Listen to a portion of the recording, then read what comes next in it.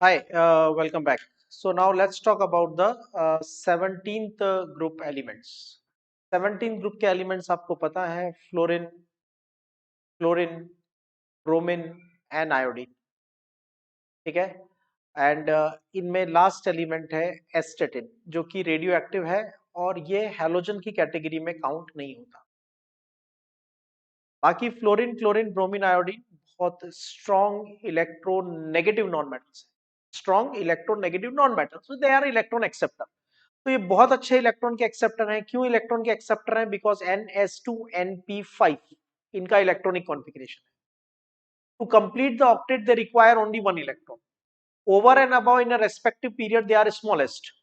तो साइज छोटी है मतलब इलेक्ट्रॉन का अट्रैक्शन ज्यादा है। Over and above they just need one electron to complete the octet, so they are very good electron acceptors, so they will easily react with some electron donor। कोई भी metal आ गया, कोई भी non metal आ गया, किसी के साथ electron share कर लेंगे, किसी से इलेक्ट्रॉन एक्सेप्ट कर लेंगे। तो ये सॉल्ट बहुत इजीली बना लेते हैं बाय एक्सेप्टिंग इलेक्ट्रॉन, ठीक है। मेटल से इलेक्ट्रॉन एक्सेप्ट करके मेटल के साथ सॉल्ट बना लेते हैं। तो हमने इन्हें कहा सॉल्ट फॉर्मिंग एलिमेंट्स। क्या नाम दिया? Salt forming elements. इसका मतलब होता है हैलोजन, हैलोजीन। हैलोजीन का मतलब सॉल्ट फॉर्मिंग एलिमेंट्स, ठीक है। तो इनके बारे में बात करते हैं। सबसे पहले हमारे पास 17 ग्रुप में कौन से एलिमेंट्स हैं? तो 17 ग्रुप ये fluorine, chlorine, bromine and iodine and एस्टेटिन। इसमें से एस्टेटिन रेडियो एक्टिव है।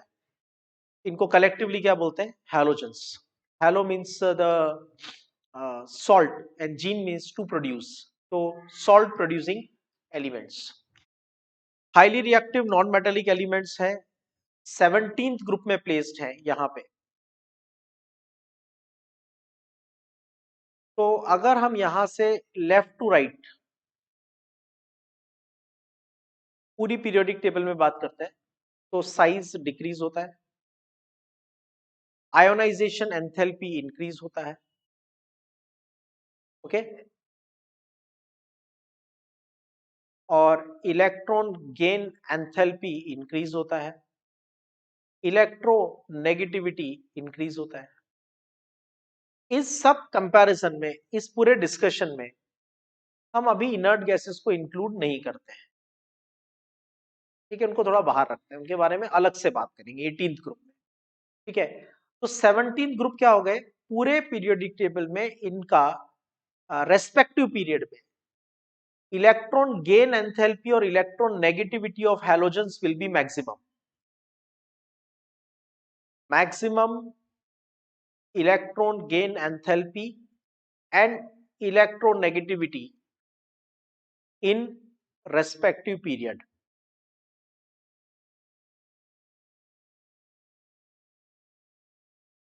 Apart from that, smallest in size, smallest in size in a respective period। क्योंकि लेफ्ट टू राइट यहां से जब यहां जाते हैं तो साइज इंक्रीज होता है exceptionally. Left to right the size should decrease, लेकिन यहां पे क्या हो रहा है? Left to right size is increasing, ठीक है। तो that's about the 17th group elements, fluorine, chlorine, bromine, iodine and astatine. Chlorine कैसा दिखता है? It is a pale yellow in colour and chlorine is a somewhat greenish yellow, and bromine liquid होता है। Bromine के बारे में एक बात हमेशा याद रखना, it is the only non metal which is liquid at room temperature. Normally non metals या तो सॉलिड होते हैं या गैस होते हैं, नॉन मेटल्स नॉर्मली लिक्विड नहीं होते। Only non metal which is liquid at room temperature, that is bromine. Iodine, iodine solid होता है। पिक्चर में आपको थोड़ा ब्लैक लग रहा होगा, but actually it is a very deep violet colour. तो दूसरे पिक्चर में मैंने आपको दिखाया, it is a deep violet colour. इतना ज्यादा डीप वॉयलेट कलर है कि सॉलिड स्टेट में it appears somewhat black, but actually it is to be of violet colour. Astatine जो है ये रेडियो एक्टिव है और इसमें मेटेलिक कैरेक्टर्स होते हैं। Actually it is not non metal, इसलिए एस्टेटिन को हम हैलोजन नहीं बुलाते हैं, okay. General questions, IUPAC convention 7A group elements are called halogens or 17th group element। 7A का क्या लॉजिक है आपको वैसे तो पता होगा, मेंडलीव का कंसेप्ट है। 7 का मतलब है maximum oxidation state, how many maximum electrons they can donate, NS2NP5। और ए का क्या मतलब है? ए का मतलब है ए सब ग्रुप, यानी कि नॉर्मल एलिमेंट्स। नॉर्मल एलिमेंट मतलब last electron is being filled in the valence shell, only valence shell is incomplete, only valence shell is incomplete, बाकी अंदर की सभी shell N-1 D and everything are completely filled. So that is the 17th group elements. Now the halides like sodium chloride, sodium bromide, sodium iodide in the large proportions occur in the sea water, right? River water में और mineral water में इनका proportion negligible होता है. In the sea water they are found in the large proportion. Astatine is a radioactive element and that is the reason it is a metal and it is not considered as halogen. छोटे छोटे points हैं, याद रखना. Occurrence इसमें most of the things factual होंगी. सबसे पहले fluorine. तो फ्लोरीन बहुत कम क्वांटिटी में मिलता है अर्थ क्रस्ट में, ओनली एंड ओनली 0.07%. डेटा याद रखने की जरूरत नहीं है. Okay, mainly occur in the insoluble fluorides. Actually तो हैलोजेंस के कंपाउंड हैं जैसे sodium chloride, potassium chloride, magnesium chloride, calcium chloride, most of them are water soluble. लेकिन जो फ्लोराइड्स हैं, many of the fluorides are water insoluble. उसमें क्या है, फ्लोराइड की साइज बहुत छोटी होती है compare to chloride, bromide and iodine. तो लेटाइस एंथैल्पी बहुत ज्यादा होती है और जब तक हाइड्रेशन एंथैल्पी लेटाइस एंथैल्पी को ओवरकम नहीं करेगी, वाटर की आयंस को सेपरेट करने की पावर हाइड्रेशन एंथैल्पी, आयंस की साथ रहने की नेचर लेटाइस एंथैल्पी. आयंस जिस नेचर से साथ में रहते हैं वो लेटाइस एंथैल्पी है. वाटर उन्हें एनर्जी का लालच देके सेपरेट करता है, वो हाइड्रेशन एंथैल्पी है. और जब हाइड्रेशन एंथैल्पी और लेटाइस एंथैल्पी का कंपटीशन होता है तो विनर डिसाइड करता है कि डिसॉल्व होना है या नहीं होना है. लेटाइस एंथैल्पी अगर ज्यादा होती है कंपेयर टू हाइड्रेशन एंथैल्पी तो सब्सटेंस इनसॉल्युबल या स्पैरिंगली सॉल्युबल होता है, या तो डिसॉल्व ही नहीं होता या कम डिसॉल्व होता है. और in case hydration enthalpy is in the higher proportion, in that case substance becomes soluble. तो कैल्शियम फ्लोराइड जैसे फ्लोरापेटाइट, सॉरी फेल्डस्पार भी बोलते हैं इसको, और फ्लोरस्पार और फेल्डस्पार, जिसको हम हॉल हेरोल्ड प्रोसेस में भी यूज करते हैं, राइट? क्रायोलाइट की फॉर्म में भी मिलता है. देखो क्रायोलाइट का फॉर्मूला हम लिखते हैं Na3AlF6, but it can also be written as 3 proportion of sodium fluoride and 1 proportion of aluminium fluoride. That's also actually the crystalline form is called as cryolite. Cryolite भी आप हॉल हेरोल्ड प्रोसेस में use करते हो to decrease the melting point. Fluorapatite, apatite के बारे में हमने बात किया था. Ca+2 PO4-3, charge to be written crisscross Ca3PO4 twice. ये हो गया कैल्शियम फॉस्फेट, ठीक है. और calcium halide Ca+2X-, that becomes CaX2. X की जगह पे आपके पास हो सकता है क्लोराइड, आपके पास हो सकता है फ्लोराइड, और आपके पास हो सकता है हाइड्रोक्साइड. जब ये कंबाइन होते हैं 3:1 प्रोपोर्शन में, मतलब 3 proportions of calcium phosphate and 1 proportion of calcium halide CaX2, तो बनता है एपेटाइट मिनरल.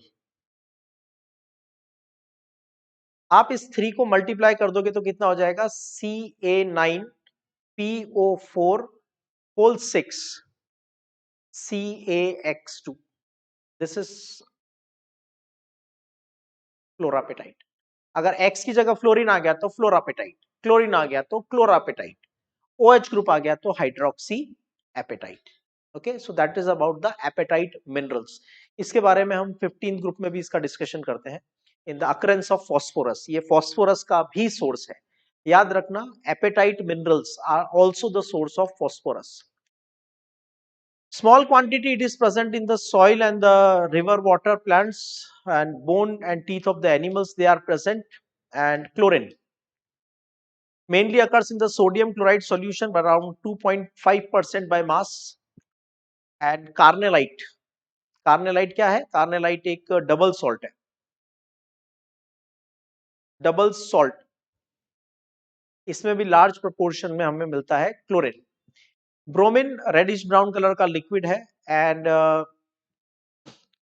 मिनरल्स में मिलता है. इसके जो मिनरल्स हैं वो कलरलेस कंपाउंड्स हैं और ओशन में भी मिलता है because of its solubility in water. Iodine seaweeds contain, important point है, क्वेश्चंस में आ सकता है, याद रखना. सीवीड्स के अंदर ऑलमोस्ट 0.5% आयोडीन होता है. दूसरा एक और इंपॉर्टेंट क्वेश्चन है, चिली सॉल्ट पीटर. ये अपने आप में इंपॉर्टेंट क्वेश्चन है. What is Chile salt Peter?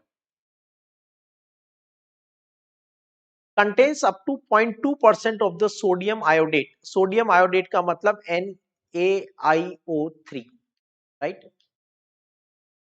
Now astatine, it is not a halogen, radioactive substance है and it is formed by the decay of the heavier elements. Half life period is only 30 second, only 30 second. मतलब 30 second में इसकी quantity initial की half हो जाती है.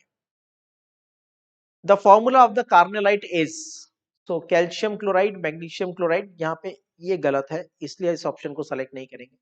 ठीक है, KCl MgCl2.6H2O.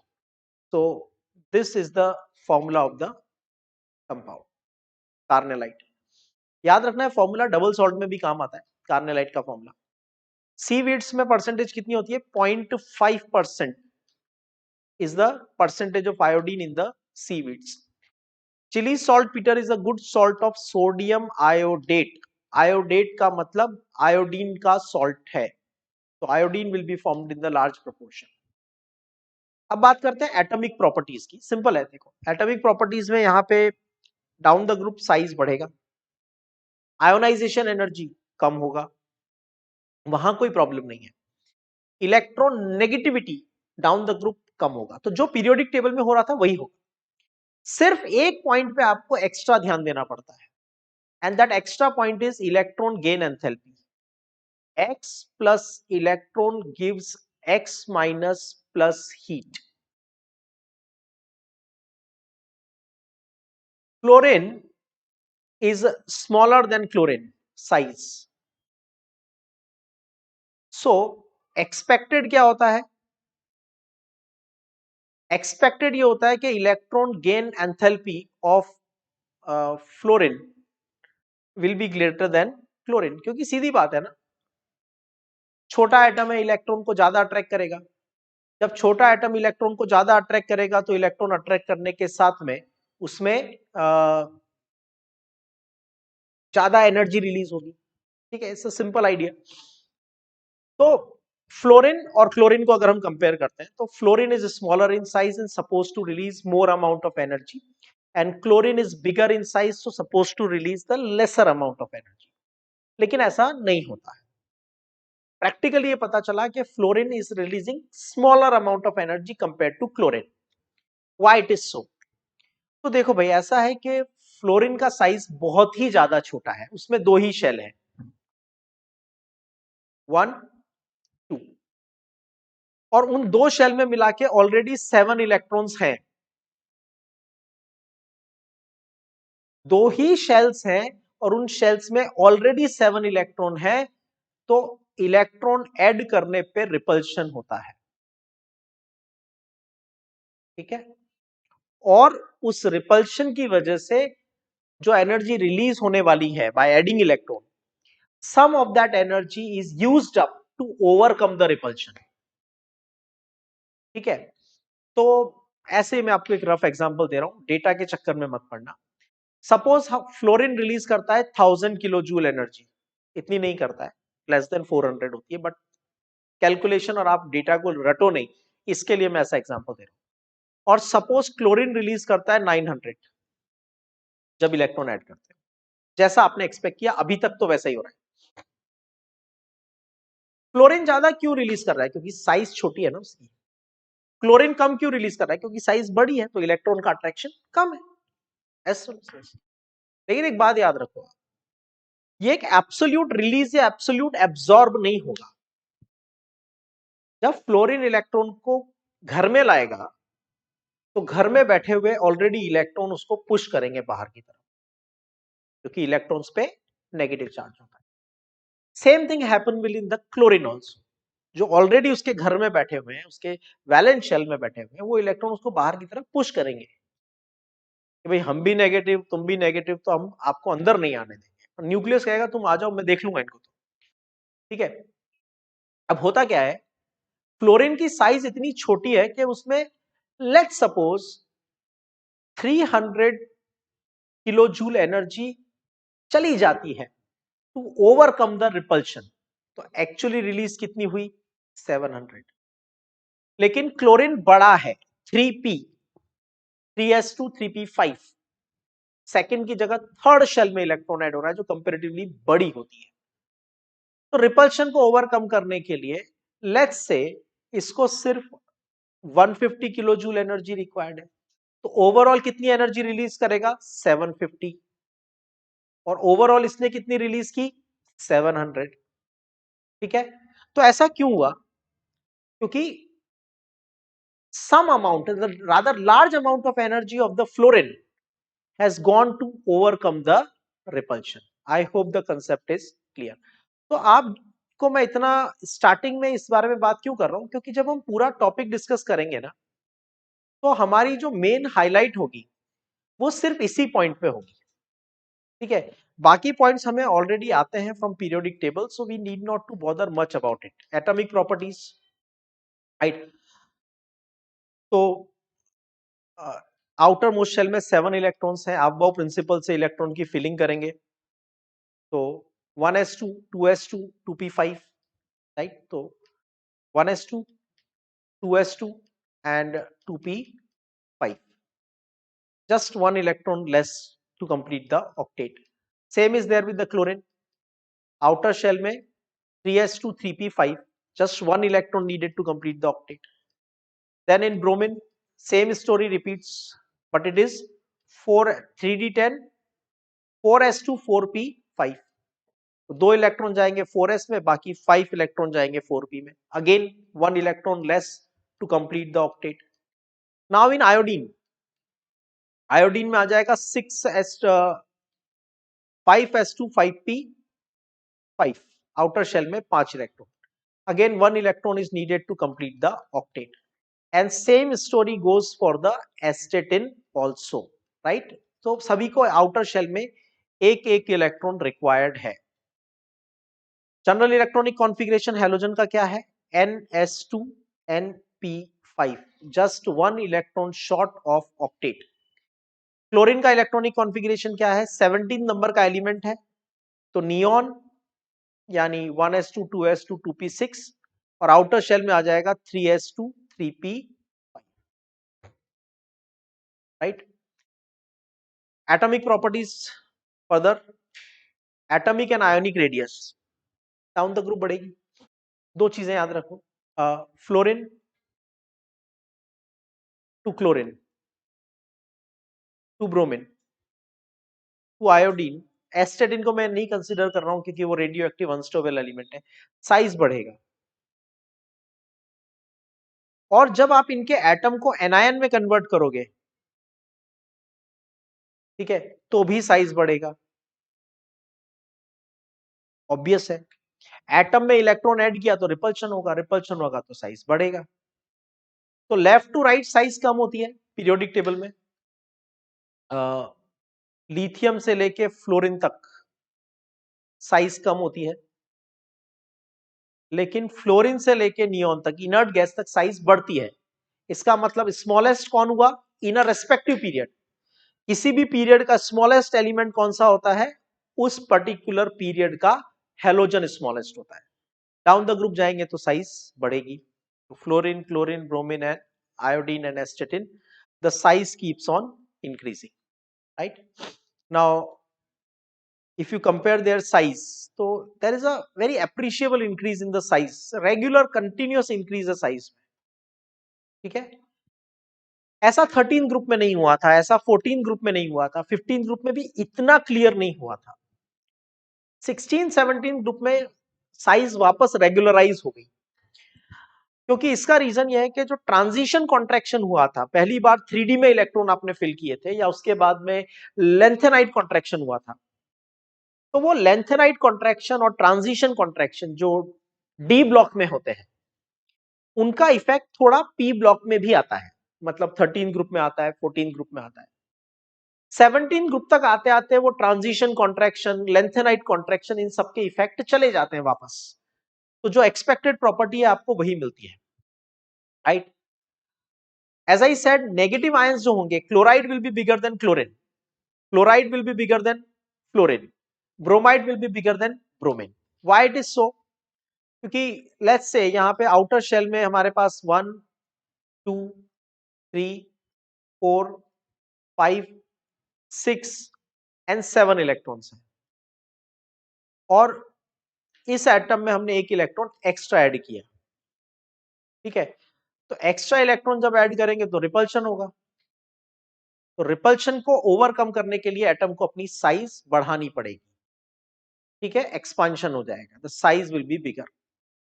तो any negative ion is always bigger than its corresponding atom, okay, ये नॉर्मल कंसेप्ट है।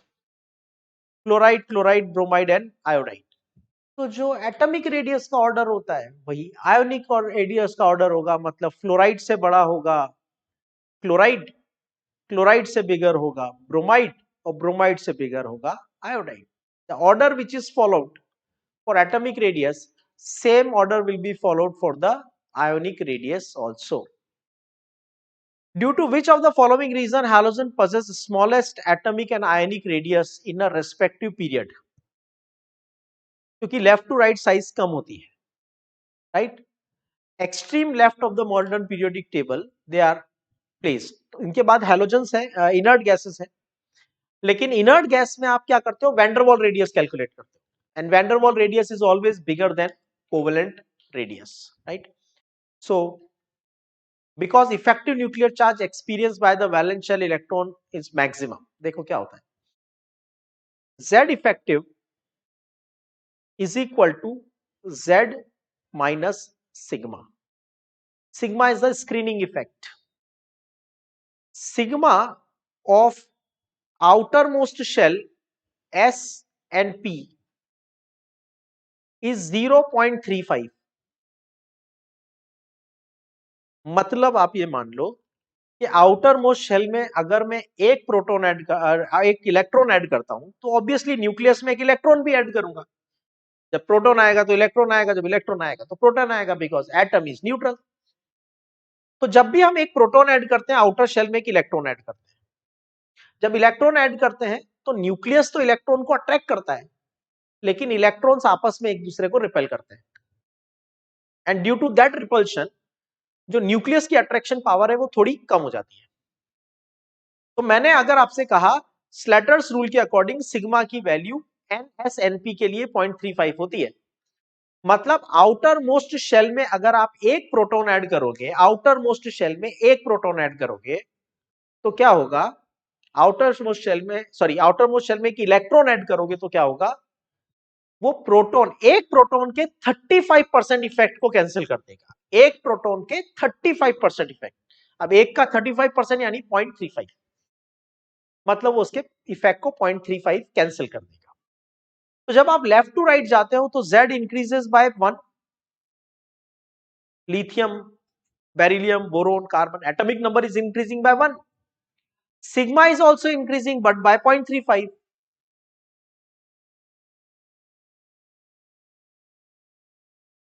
ठीक है। तो हमारे पास क्या आ जाएगा, Z माइनस सिग्मा को जब हम सॉल्व करेंगे तो हमारे पास आ जाएगा 0.65 is the increase in effective nuclear charge. तो जब हम पीरियोडिक टेबल में लेफ्ट टू राइट जाते हैं तो इफेक्टिव न्यूक्लियर चार्ज इंक्रीज होता है बाय 0.65। न्यूक्लियस की अट्रैक्शन पावर बढ़ती है, इसलिए एटॉमिक रेडियस कम होता जाता है। ठीक है, down the group atomic radius will increase. Normally period में क्या होता है, देखो साइज के दो क्राइटेरिया है प्राइमरीली। पहला क्राइटेरिया है प्रिंसिपल क्वांटम नंबर और दूसरा क्राइटेरिया है इफेक्टिव न्यूक्लियर चार्ज। अब ग्रुप में जब हम नीचे जाते हैं तो क्या होता है, ग्रुप में हम जब नीचे जाते हैं तो प्रिंसिपल क्वांटम नंबर तो बढ़ता है, लेकिन इफेक्टिव न्यूक्लियर चार्ज आप कैलकुलेट करके देखोगे तो पता चलेगा ऑलमोस्ट कांस्टेंट रहता है। न्यूक्लियस की अट्रैक्शन पावर क्लोरीन, ब्रोमीन और आयोडीन में अगर आप कैलकुलेट करोगे तो effective nuclear charge almost constant आएगा। तो ये फैक्टर तो काम कर नहीं रहा है, लेकिन प्रिंसिपल क्वांटम नंबर बढ़ रहा है, तो size will increase. Okay, other atomic properties, ionisation enthalpy.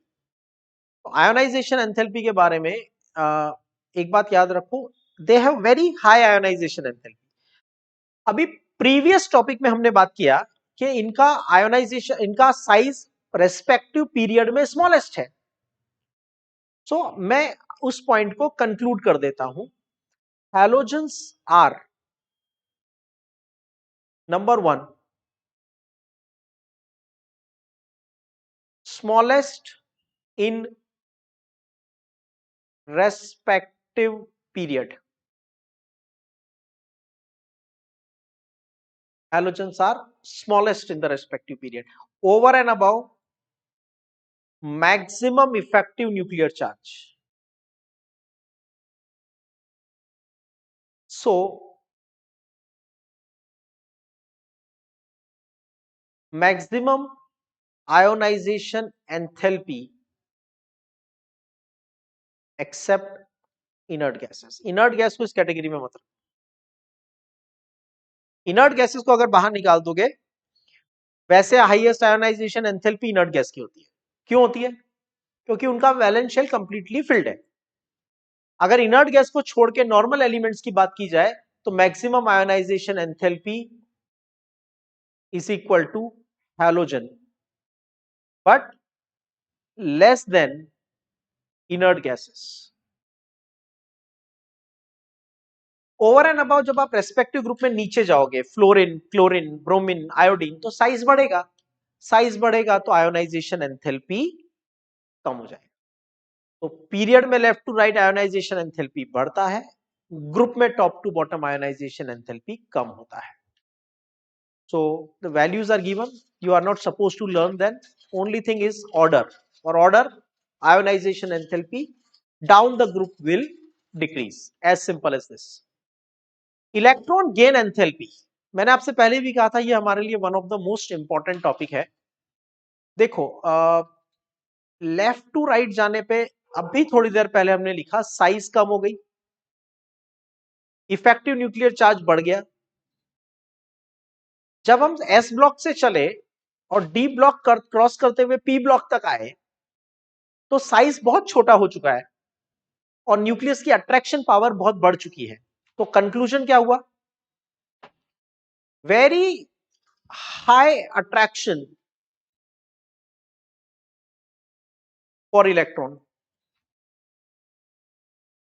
Over and above they just need one electron to complete the octet, तो और इजीली इलेक्ट्रॉन को एक्सेप्ट करेंगे। मतलब एग्रेसिव बायर है ये, एग्रेसिव बायर, जो भी कॉस्ट पे करना पड़ेगा करेंगे, but they will buy the electron.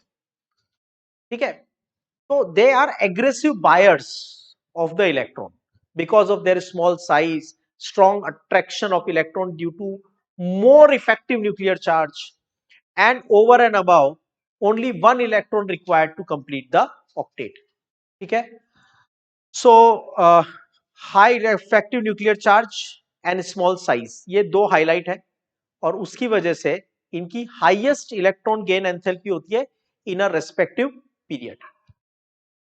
Okay, and top to bottom electron gain enthalpy should become less negative, मतलब less energy will be released. देखो, नेगेटिव इलेक्ट्रॉन गेन एंथैल्पी आपको पता है बहुत अच्छे से, x plus electron give x minus और कुछ एनर्जी रिलीज करता है, तो जो एनर्जी रिलीज किया उसको लिखेंगे माइनस x किलो जूल पर मोल। तो माइनस साइन का मतलब है एनर्जी इज रिलीज्ड। लेकिन जब हम क्लोरीन, ब्रोमीन, आयोडीन नीचे आते हैं तो क्लोरीन, ब्रोमीन, आयोडीन जब नीचे आते हैं तो साइज बढ़ता है। साइज बढ़ता है, उसकी वजह से इलेक्ट्रॉन का अट्रैक्शन कम हो जाता है, तो जो रिलीज होने वाली एनर्जी है वो थोड़ी कम हो जाती है।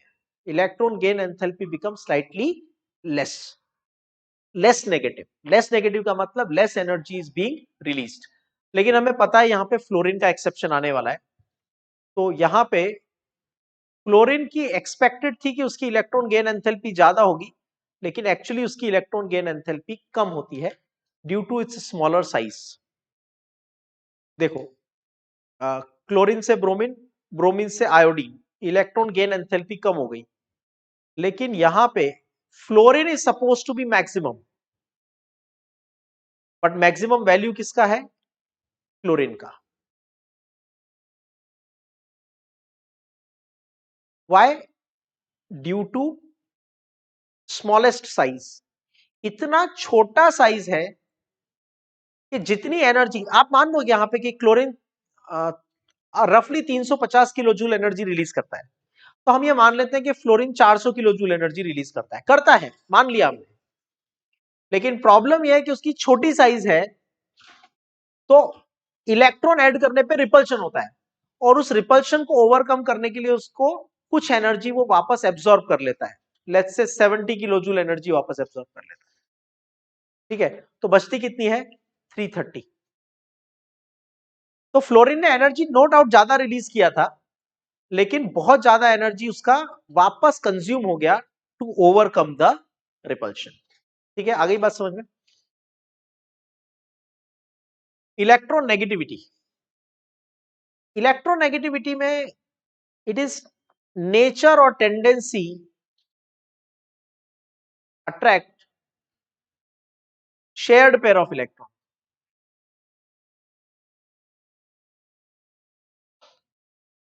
यहां किसी को एटम लेके अपने पास आना नहीं है, इलेक्ट्रॉन लेके अपने पास आना नहीं है एटम को, बस बॉन्डेड एटम को अपनी तरफ अट्रैक्ट करना है। तो जो सबसे छोटा है वो सबसे ज्यादा अट्रैक्ट करेगा। यहां कोई एक्सेप्शन नहीं आता।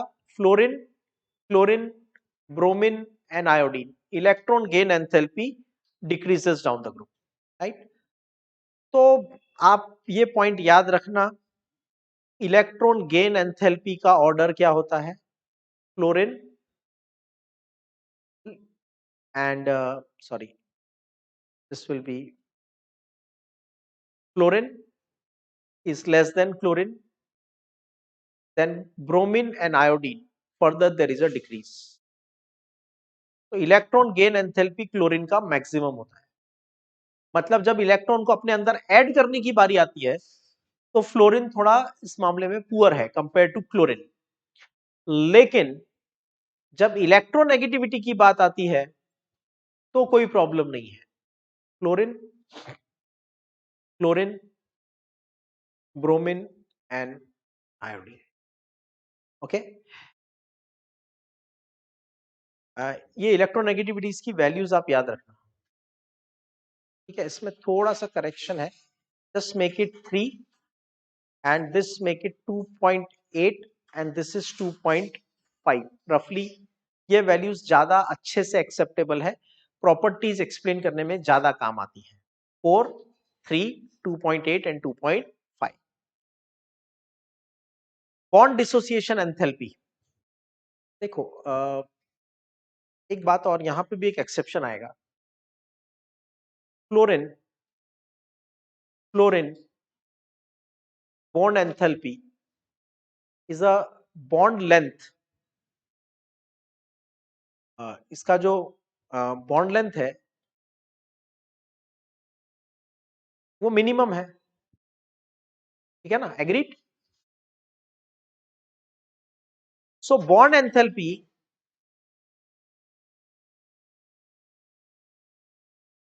is expected to be maximum। कि बॉन्ड एंथैल्पी क्या होनी चाहिए, मैक्सिमम होनी चाहिए, ऐसा लगता है और होती नहीं है। ऐसा क्यों है? क्योंकि अगेन इसकी छोटी साइज की वजह से प्रॉब्लम हो गया। ऑलरेडी बॉन्ड बनाने के बाद भी दोनों फ्लोरीन के अंदर 3-3 लोन पेयर हैं और बहुत क्लोज आ गए हैं दोनों, क्योंकि बॉन्ड लेंथ बहुत कम है। उसकी वजह से क्या होता है,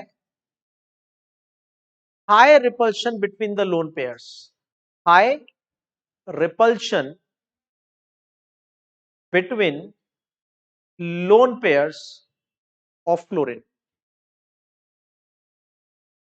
between two different fluorine. So bond enthalpy becomes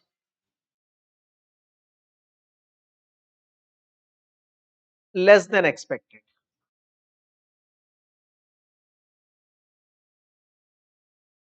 आप ये मान लीजिए कि फ्लोरीन दो जगह पे टॉपर बनने वाला था। इलेक्ट्रॉन गेन एंथैल्पी में भी वो टॉपर बनने वाला था by absorbing the by taking the electron, by releasing the large amount of energy. वहां पे भी वो सेकंड नंबर पे आ गया, क्योंकि उसी के इंटरनल इलेक्ट्रॉन्स ने आपस में इतना झगड़ा किया घर के अंदर कि बेचारा फोकस लूज कर गया और इलेक्ट्रॉन गेन एंथैल्पी थोड़ी कम हो गई, तो फर्स्ट की जगह सेकंड रैंक पे आया। जब दो फ्लोरीन ने बॉन्ड बनाया तो बॉन्ड लेंथ बहुत छोटी थी, तो हमें लगा इसकी बॉन्ड डिसोसिएशन एनर्जी सबसे ज्यादा होगी, लेकिन फिर वही घर वालों ने परेशान कर दिया। एक फ्लोरीन के 3 पेयर ऑफ इलेक्ट्रॉन, दूसरे फ्लोरीन के 3 पेयर ऑफ इलेक्ट्रॉन इतना रिपेल करते हैं एक दूसरे को, घर में इतना झगड़ा है कि हमें उनको सेपरेट करने के लिए कम एनर्जी प्रोवाइड करनी पड़ती है, ठीक है। तो हमेशा याद रखना, पहले भी बता चुका हूं, इलेक्ट्रॉन गेन एंथैल्पी का ऑर्डर क्या होता है, chlorine fluorine bromine iodine. Chlorine second आता है, और बॉन्ड डिसोसिएशन एंथैल्पी का ऑर्डर भी क्या होगा, डाइक्लोरीन, डाइफ्लोरीन, डाइब्रोमीन एंड डाई आयोडीन, ठीक है। Just be clear about it. So electron gain enthalpy of fluorine is less than that of chlorine, but fluorine is the strongest oxidizing agent। आपने भी notice किया होगा। मैं आज इस बात को थोड़ा सा, इस क्वेश्चन को आपको और क्लैरिफाई कर देता हूं। हमारे पास है रिडक्शन पोटेंशियल।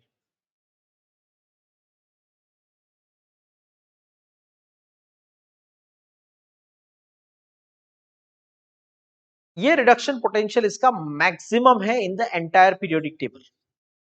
मतलब it has a very high tendency to undergo reduction, right? When itself will undergo reduction easily, then it will oxidize the other substance easily, ठीक है। सो हम कहेंगे मैक्सिमम ऑक्सीडेशन पावर। पर रिड्यूस होने के लिए तो इलेक्ट्रॉन एक्सेप्ट करना पड़ेगा ना, और इलेक्ट्रॉन एक्सेप्ट करने की नेचर तो फ्लोरीन में क्लोरीन से कम होती है। तो क्लोरीन का रिडक्शन पोटेंशियल मैक्सिमम होना चाहिए ना।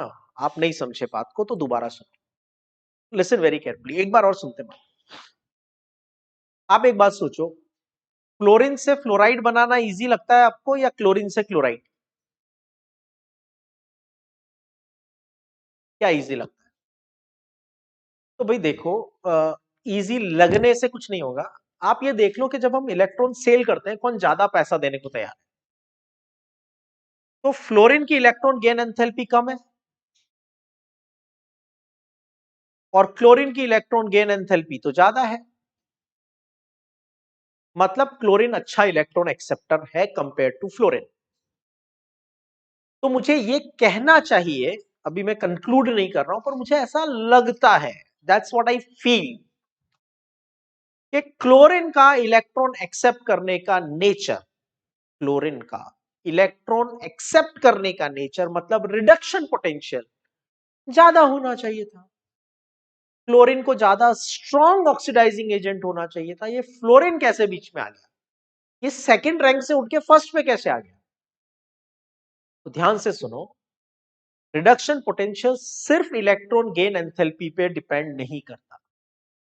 रिडक्शन पोटेंशियल उसकी बॉन्ड डिसोसिएशन एंथैल्पी पे भी डिपेंड करता है, how easy it is to break the bond, और उसकी हाइड्रेशन एंथैल्पी पे भी डिपेंड करता है कि जब उस आयन को हम वाटर में डिसॉल्व करेंगे तो कितनी एनर्जी रिलीज करेगा। मतलब तीन फैक्टर मिल गए, bond dissociation enthalpy, and second hydration enthalpy, and third one the electron gain enthalpy.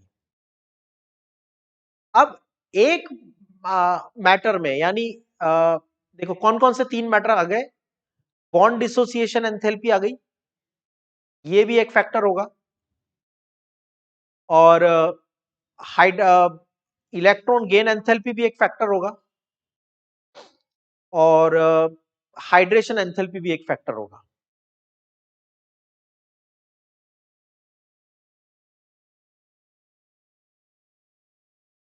Bond dissociation enthalpy fluorine की लेस देन क्लोरीन है, लेकिन hydration enthalpy more than chlorine है।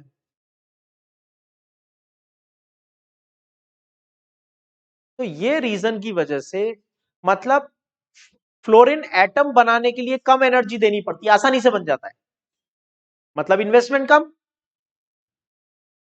बॉन्ड डिसोसिएशन एंथैल्पी कम है, मतलब फ्लोरीन एटम बनाना आसान है, chlorine atom बनाना मुश्किल है। F2 से F बनाना इजी है, Cl2 से Cl बनाना थोड़ा डिफिकल्ट है। तो एक तो इन्वेस्टमेंट कम हो गया, दूसरा इनकम ज्यादा हो गई, क्योंकि जब उसको वाटर में डिसॉल्व करते हैं तो फ्लोराइड रिलीजेस मोर एनर्जी। तो इन तीनों का कॉम्बिनेशन ये कहता है कि जब तीनों को मिलाते हैं तो ओवरऑल इलेक्ट्रॉन एडिशन फ्लोरीन में ज्यादा अच्छा होता है।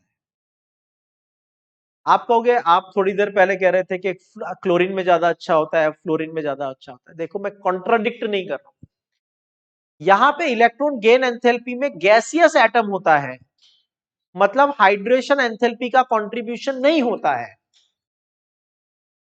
तो fluorine is the second position, chlorine is first position.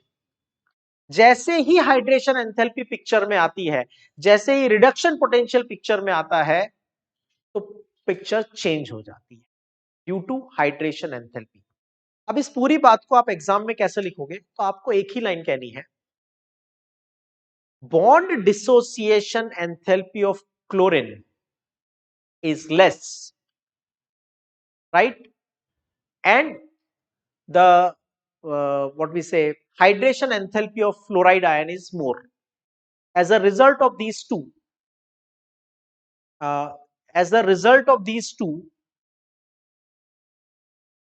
as a result of above two, reduction potential of fluoride is greater than the reduction potential of chloride. Sorry, reduction potential is, so we have to write accordingly. So we will write chlorine to fluoride and chlorine to chloride.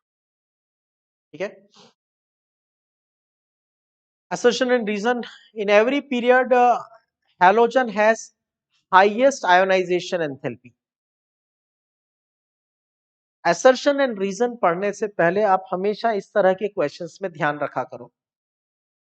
Do not directly read the assertion and reason and start analyzing it. You will get confused.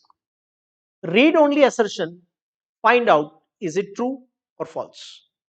Relation बाद में देखेंगे. So is it right? Every period highest ionization enthalpy? No. Why? Highest ionisation enthalpy period में किसका होता है? Inert gas का होता है, इनका इनर्ट से कम होता है। तो assertion is false. Reason: halogen has the least atomic radius in a respective period. Yes, क्योंकि लेफ्ट टू राइट पहले साइज कम होती है, फर्स्ट से 17th ग्रुप तक साइज कम होती है और 17 टू 18 ग्रुप साइज बढ़ जाती है, तो ये स्मॉलेस्ट होते हैं। तो दैट्स करेक्ट। तो assertion is false, reason is true, and they are not related to each other. ठीक है, अब जब ट्रू एंड फॉल्स है तो आपस में रिलेट करेंगे नहीं। Halogen has a maximum negative electron gain enthalpy in the respective periodic table. Why? दो simple reason, अपने वर्ड्स में लिख देना। Smallest size in respective period, smallest size in respective period, और दूसरा रीजन क्या है? मैक्सिमम इफेक्टिव न्यूक्लियर चार्ज, क्योंकि लेफ्ट टू राइट यही होता है, लेफ्ट टू राइट यही होता है, साइज कम होती है और इफेक्टिव न्यूक्लियर चार्ज बढ़ता है, and that is the reason इनकी इलेक्ट्रॉन एक्सेप्ट करने की नेचर मैक्सिमम है। इसमें हम तीसरा रीजन और ऐड कर सकते हैं, only one electron required to complete octet. A batsman is never so panic when he has scored first 90 runs or 95 runs or 99 runs. The panic or the tension or the desire to get the last one run is maximum. That's what happening with the halogens, क्योंकि they need just one electron to make their octet complete. Okay, so this is the point, and after that chlorine has higher electron affinity than fluorine. तो मैंने आपको already बता दिया, chlorine का size बड़ा है,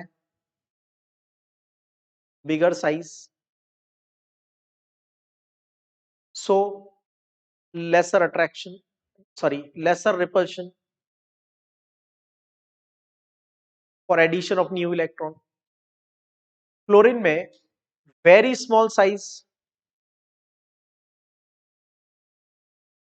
very small size, so very high repulsion for addition of new electron. Okay, तो starting से मैं आपको इसी पॉइंट पे फोकस करवा रहा हूं बार बार।